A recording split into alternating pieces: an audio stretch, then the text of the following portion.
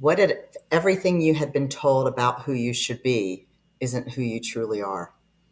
Welcome to Drop the Mask. I'm Christy. And as a warrior for mental health, I wanted to create a space that we could bring together conversations about that are raw, unfiltered, about self-discovery, personal growth, and stepping into one's truth. Today, I'm blessed to have my girlfriend, Christina Keller. We're both in Arizona, and we've known each other since about 2008. And we both have gone through circles of life and flipped off those masks and found who we truly were. So, Christina, thank you. Um, I'm just going to dive into your story. I'm going to mention that I think it was about 2011 that you and I were having dinner one night, and we weren't as close as we are now, but there was just something about you that I felt that you were hiding or holding on, or you were not allowing people to really get to know you. And I was correct. What I know, I don't know what I know. So share about your masks from, society tells us that we have to be certain people, certain ways, especially men and women. And that's the reason why the mental health is where it is for many. So tell me, share your story. Sure. Well, you know, it's interesting. There's the business side of me, the professional side of me, the mom, the grandma, um, and and then there's this piece of my past that I most days I keep that story in my back pocket and I don't share it. I More often I share it when I feel like it's going to help somebody. But there was this moment in my past where I chose a really poor coping mechanism, and I I chose crystal meth. I was a crystal meth addict, and not only that, but there was some illegal activity going on in my house because, oftentimes when you're making bad choices in one area of your life, you end up making bad choices in a lot of other areas of your life. And so there were things going on in my house that were really bad, and it had escalated to the point of my then husband going to prison. My home got raided not once but twice. Um, you would think that the first time would have been enough for me to like learn, but apparently not. And even going so far as my picture being on the front page of the newspaper along with others that were involved in this illegal activity.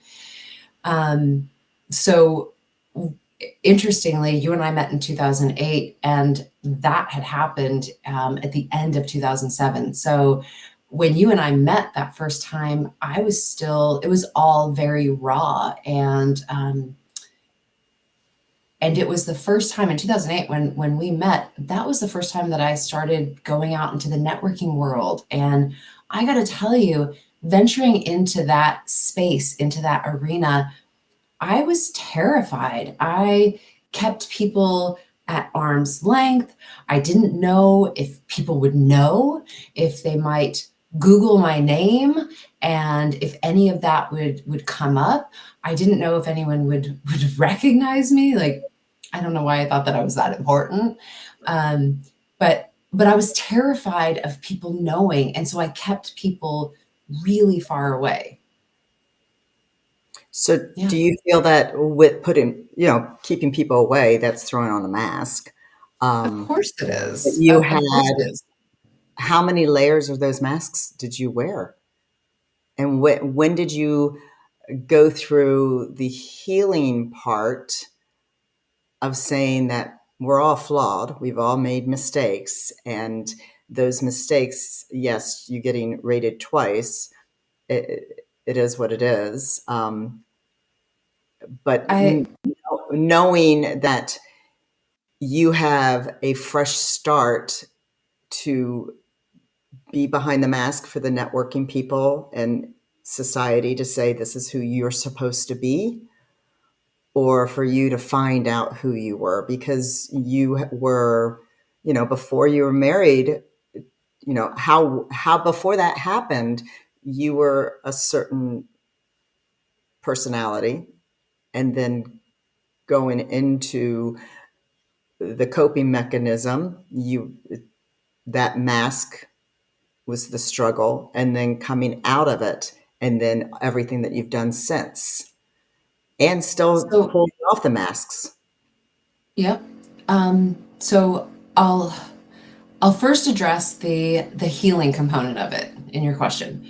And for the first layer of beginning that healing was a woman came to me. She was writing a book, Dolores Seawright. She's no longer with us, but she was writing a book called Shattering Barriers. And she said, I feel like you have a story, and I'd love for you to be part of this book.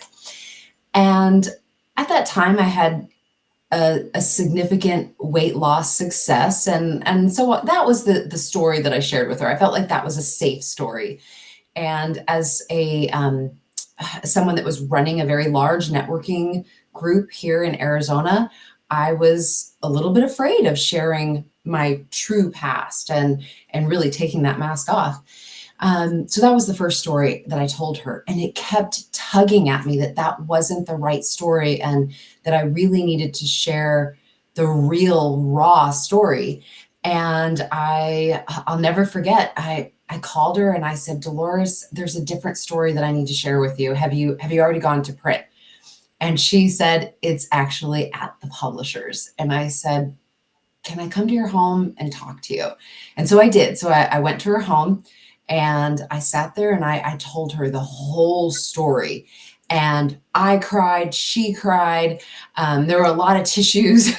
And she pulled the book and from the publisher, and she ended up sharing this story. And it was a huge healing opportunity for me because not only was I, for the first time, putting it down on paper, but she had a book launch. And then there was this opportunity for me to share. And she wanted me to tell the story in a room full of people. And so I did that. And I truly thought in that moment, I was healed. And now I was no longer going to be afraid to share my story. And that's not the way it works. It's a continuous evolution of continuing to heal. And um, probably because I'm hard on myself. Like I'm gonna judge myself more than anyone else will, which is kind of, it's silly, really, when I take a step back and look at it, because the truth is, the person that I was, the version of me that I was before that, she was shy. She was like not shy with family and friends, but with the majority of the world, I was shy. I wasn't very outgoing. Um, the person that you know me to be today is not who I was at all. I was more of behind the scenes. I was, if somebody had asked that version of me, do you want to compete in a pageant? Oh God, no. Would you be willing to MC this event or that event? Oh, absolutely not. Like that wasn't who I was. But on this side of healing and looking back on everything that I accomplished in that recovery, which by the way, 2 in 10 recover from crystal meth. So when I look back on it, it's like that was a huge accomplishment. So it ended up becoming this, well, if I could do that, then I could do this. If I could do that, then I could do this. And um, I'm So I'm happy with who I am today. now you've taken your story, and it's an experience. Our whole life is an experience. I don't like, stories. I think of fairy tale stories, and we both know that fairy tales don't really exist. Um, but having that experience and going forward, which I will be proud to say that I did see you as a pageant queen in Vegas, after winning. Mrs. Arizona, or Mrs. Ms. Arizona. Okay. Yep. But to be able to, didn't you share that story, that experience as your,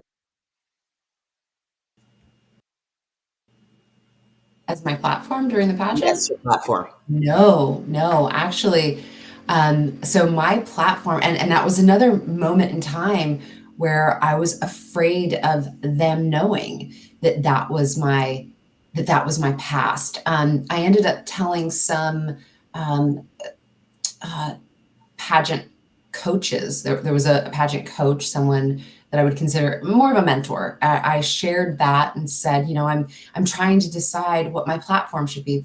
In the pageant world, everyone picks a platform, and it's the thing that you're going to raise awareness around. And at that time, I was kind of struggling. Should it be addiction and recovery? Or should it be something else that I was really passionate about, that I am really passionate about, is supporting our military? And I was advised to maybe not talk about the addiction and recovery and focus on supporting the military. So that was really how I was advised, and I kind of regret that. I was going to say, don't now I going forward, and I know that this is a goal for you to do another pageant. Yeah, Would you listen to your intuition, your own gut, because you have shedded these masks from yourself, and I knowing that that experience made you who you are today?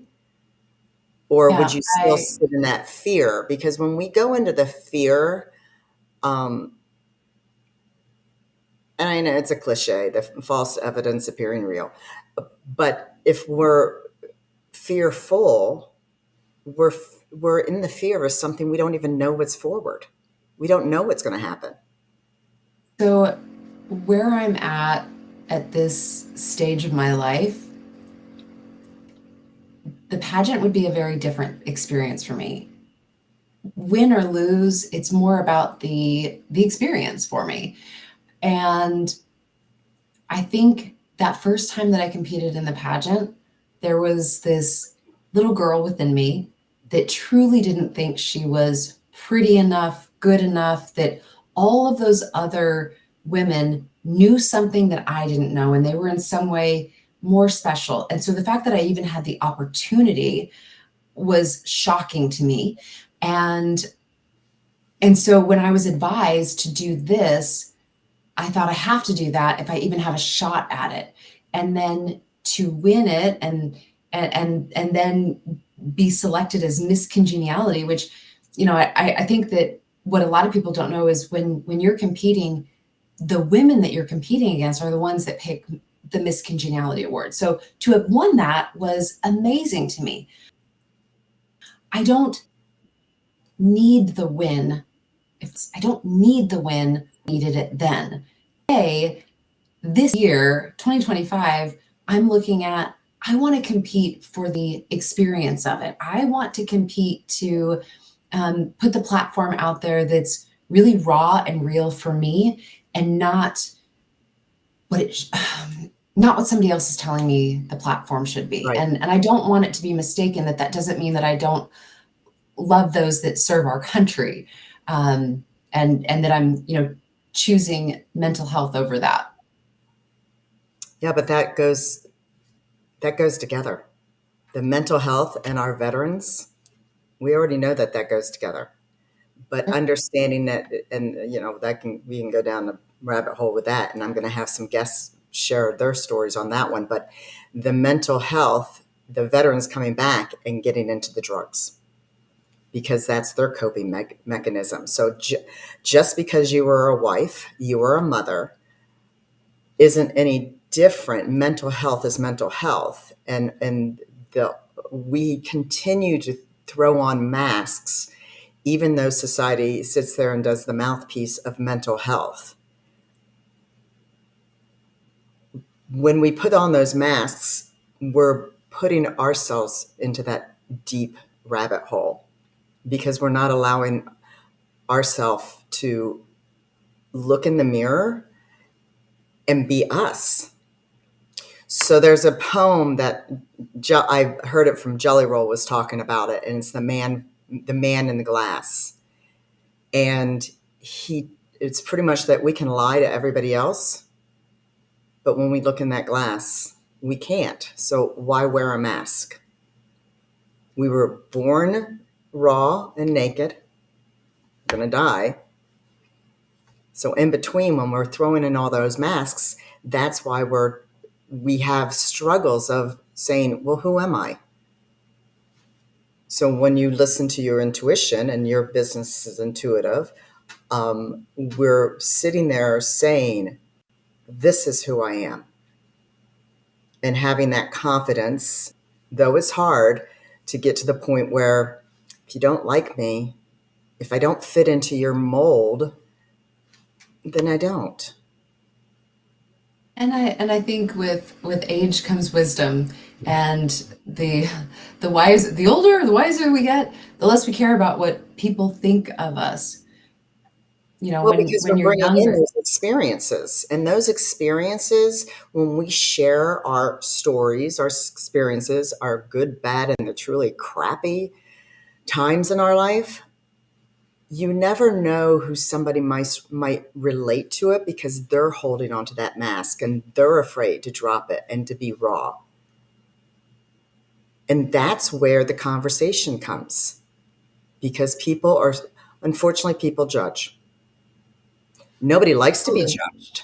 Nobody And likes and to the be first judged, time, but so many people do. right. And the first time that you experience being judged, that's when you start to learn, okay, I need to put a little bit of a mask on. I need to, there's one persona of me to share. And I think that was a lesson that I learned at a younger age. As a military brat, you know, every time we would get stationed somewhere new, I'd quickly assess how everyone was behaving, what, you know, who I needed to be to fit in and to make friends. And there are times that that serves me well, and other times maybe it doesn't. But we're also learning. We don't stop learning until we stop breathing. Um, Absolutely. and we're not perfect. So we can recreate who we are without wearing a mask. I mean, when I lived here before, I was always dressed sharply, the makeup perfect, the high heels. I mean, come on, I had 450 pairs of heels. And now it's like I sometimes look like a homeless person going out because Okay, I'm hold on a with second. myself. Hold on. No, no, no, no, no. Even what you think might look like a homeless person going out, you still look chic and fashionable. Thank you. So, But I'm dressing for me, where before I would dress for getting that affirmation outside of myself. Um, and that's as your personal stylist, you always pull the stuff out, and I bet you every time I say that one, that was always your first choice. yeah, absolutely. So it's believing in ourselves and dropping the mask. Um, but do you still feel now being back out in the wonderful world of dating that you have to assess, like you did as a child, the situation before doing what I do, though I'm not in the dating scene, vomiting So, everything out, just saying, hey, this is me. so I, I, I don't feel that people deserve to know everything about me until they've earned that, you know, right to know everything about me. So, once I feel comfortable with someone, I'll let them know this piece of my past. And it's interesting because I I have never, which it's funny that I have such a fear of being judged. And the truth is, I've never been judged to my face until this one time. So all these years of, you know, all this healing and all of this time of being afraid of being judged, I've never now, does that mean that people aren't talking about me behind my back? Probably none of my business. but I've never actually experienced it until this one time where I shared this piece of my past, and I absolutely was judged. 100% was judged for it, and that really triggered me. Now I don't know this person, what their story is, what their background, and maybe there's something that triggered for them, but it was hurtful, and it honestly, it made me feel, for a split second, it made me feel like I never want to talk about this again. And I had that feeling for a split second. And then it was followed by, no, I really want to put this story out everywhere. I don't want to just be a chapter in somebody's book. I want to write the whole story. I want the book. I want it to be so far out there that if somebody, Googles my name, that they know this was a piece of my past. And so that was kind of I will take control of this and I will put it out there everywhere. And and then recently I shared it with somebody else who was in the dating world that said, you know what, that made you who you were. And I'm so thankful that I had that opportunity to share it again, and it wasn't a scary situation. No, we also know that people tend to judge the book before they got to read the whole chapters, or judge the cover by the book. What's the saying? I don't know. You know what I mean. But they tend to Yeah.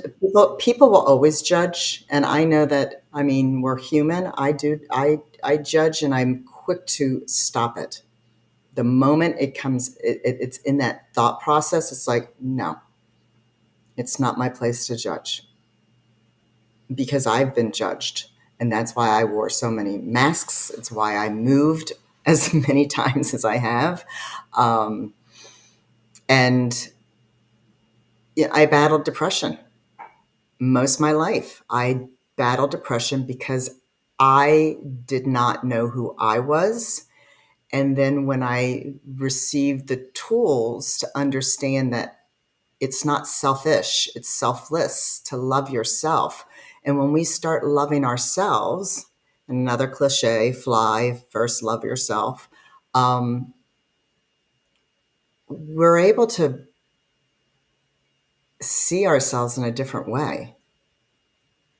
But you do have to love yourself first. It's kind of like when you're on an airplane and they tell you, if the cabin pressure changes, put the mask on yourself first if you're traveling with kids so that you can take care of yourself first and then be able to take care of them. If if we don't love ourselves, then how are we even capable of receiving love from other people or even loving other people? But we're not taught that. Of course not. Because if We're you love also yourself, told, you're a narcissist, you're, selfish, da da da da da. But we're not. be humble. Yep. Yeah, yes. Don't brag. But you can still do be humble, and you can still just share who you are, and that's not bragging. You're sharing, and knowing that when we get rid of that fear, those layers of expectations that we put on ourselves, because we are our worst critics. I mean, that person up in our head, I just say, get out of your head, go give it to God. But that voice in my head is what kept all the layers of different masks on, to the point that I got to the point that I didn't know which mask was which. And that's where you get the depression. That's where you get the I'm not good enough. And then you get the people are saying, I'm not worthy to be in somebody's life. And taking off those masks is, I believe, is being brave. I I 100% agree, and I think an added component to taking off the mask is having a circle around you, having a support system that really encourages you and reminds you of who you are when you forget who you are. Because we all need a little bit of bolstering and boosting when we forget our the greatness that we have within us. And Well, I'm it's really also, lucky that it I goes back to maturity. I mean, I used to have, huge, more people, have more people in my life.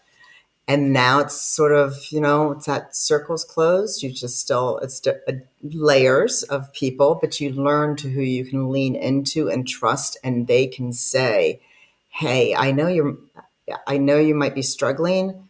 Don't put that mask back on. You know who you are. We know who you are." I think one thing that I will say about the story that I've shared with you here, at times it it is exhausting. So there was a an Yeah. event that I was asked to speak at, and the topic was speaking on imposter syndrome. And honestly, I had a very different presentation prepared. And the night before, I learned that I was going to be speaking for 30 minutes and there was no projector. There was going to be no presentation. It was just me at the front of the room talking. And you and several others encouraged me to share this story. And so I did. And I have to tell you, for the next 24 hours, I was, when you go that when you go backwards into a hard story like that, a heavy story, a story that, I do still have, so while I'm thankful for who I am today, I still have some regrets and um, just a lot of emotion there. Mhm. It's exhausting. So, so the truth is, it's a little bit of a protect mechanism to not always wear it on my sleeve, not always have it at the forefront, but I feel like it's, and I don't want this to come across like it's bragging at all.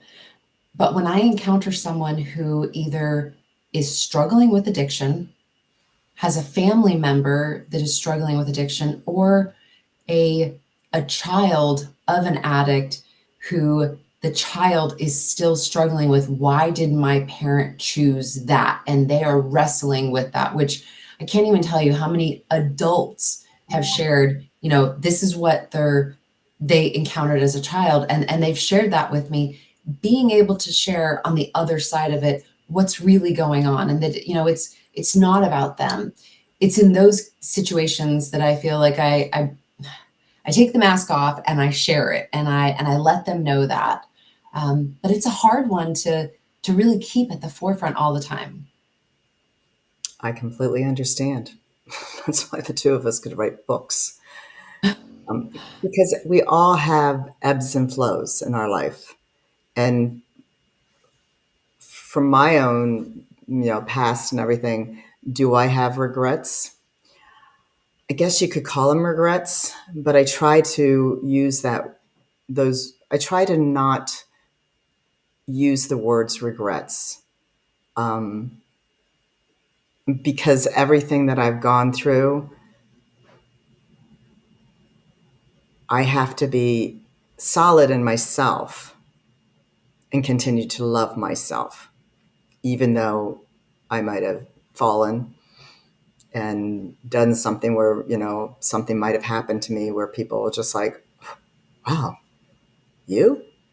I mean, I was arrested, you know, you? And I know that through that, and it was only one night, but I still was arrested. And I, yeah. Um, just like you with your story, I, to me, I was able to go forward to understand the why, to become a better person of that situation, just like you did. And so I didn't put that mask back on.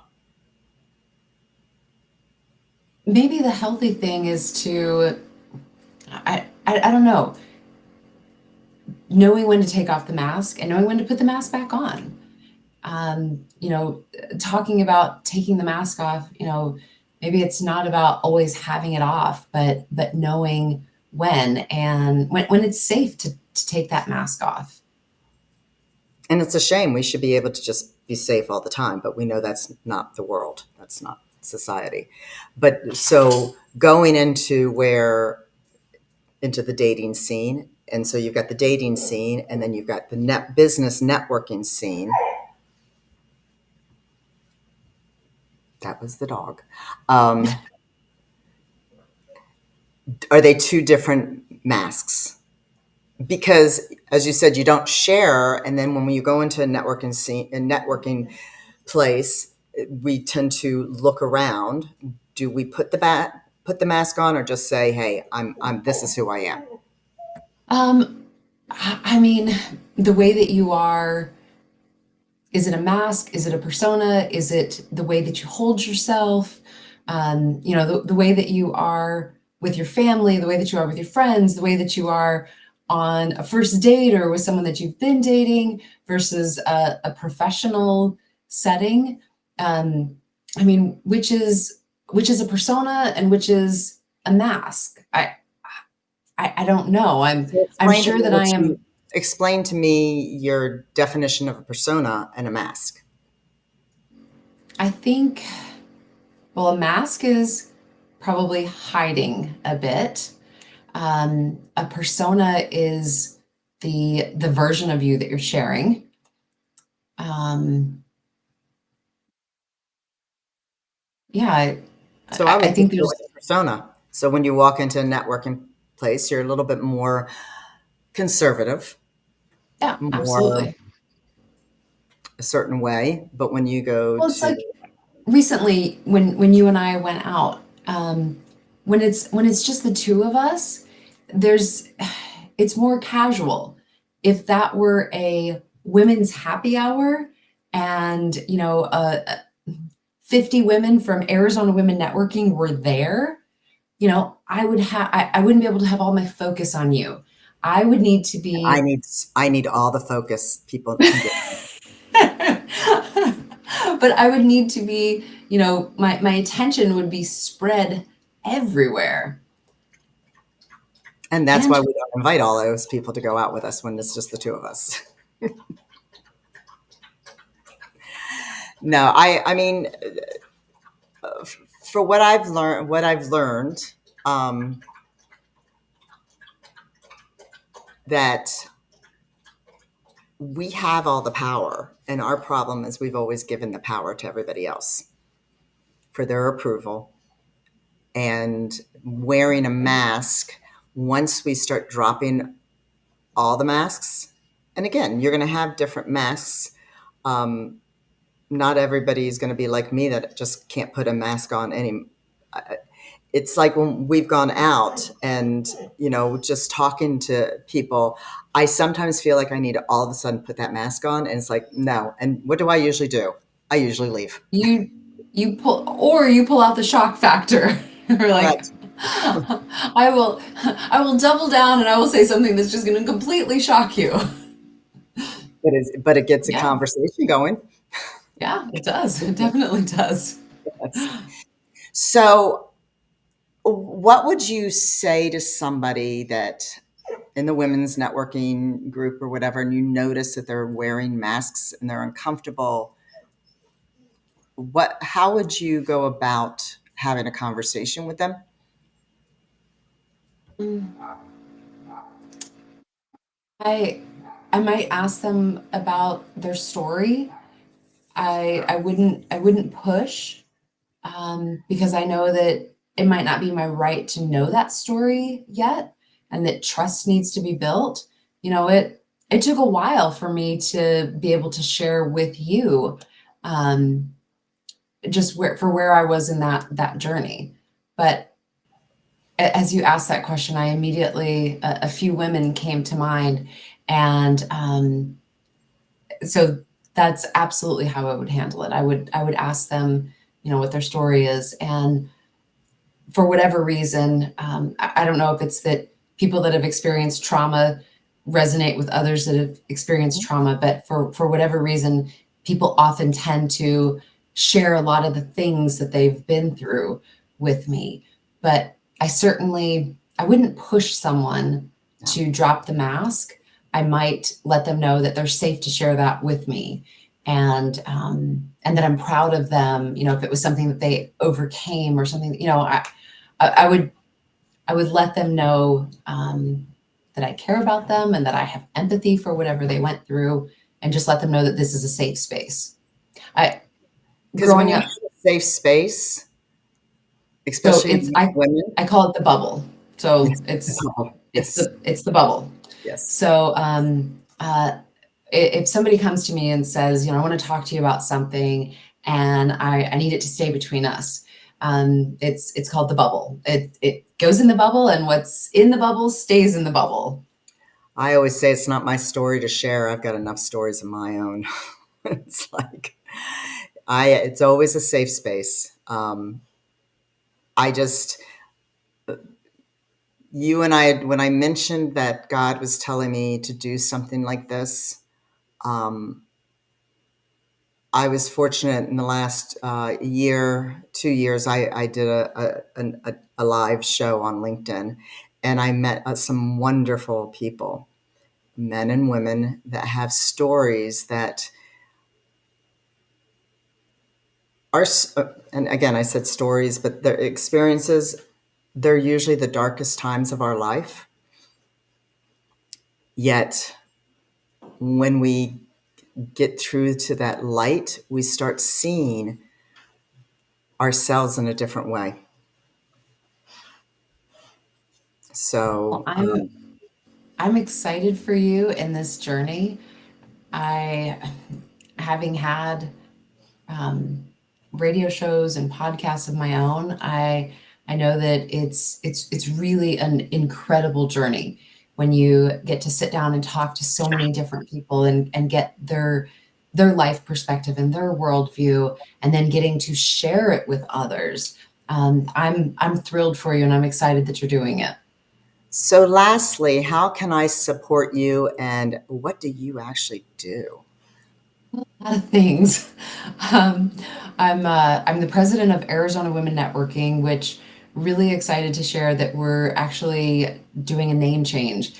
Arizona Women Networking has right now, almost at the time of this, has almost 15,000 members, and we've had women from across the country that have wanted to join our group. So we're expanding, and we're doing a rebrand and renaming it, and changing from Arizona Women Networking to American Women Networking. Love it. So Congratulations. I'm really excited about that. And you know, I help women, whether it's, you know, women are looking to start a side hustle, I help them with that. And I also do social media. So there's a lot of things that I do. And what's crazy to me is the evolution of all of these things that have happened just in the last year. For the last 25 years, I've been part of corporate America, and then decided that I wanted to start my own thing, and so here I am doing my own thing. 40 plus years in corporate America, and look at me now, Yeah. juggling, juggling a few hustles. So through everybody's stories that will be coming on, like Christina, and I'll share here and there, we see our true power. That it's doesn't lie in perfection, but in the courage of being unapologetically yourself. So, are you ready to stop hiding and start healing and step fully into your worth? Subscribe, drop your mask. And if you have got a story, an experience of how you've dropped your mask, reach out to me. I would love to hear it, and I'd love you to share it with everybody else, because everybody has had experiences that they're not alone. We're not alone in the darkness, because the light always does shine. So thank you for joining me, Christina. And see you guys in a few weeks. I'm going to be doing a man and a woman twice a month. And every story is going to be where you're going to be like, wow, okay, I want to get to know these people, because I want to see who they are. They just showed me who they are. So thank you. And go and be your most powerful version of you, because that's the real one.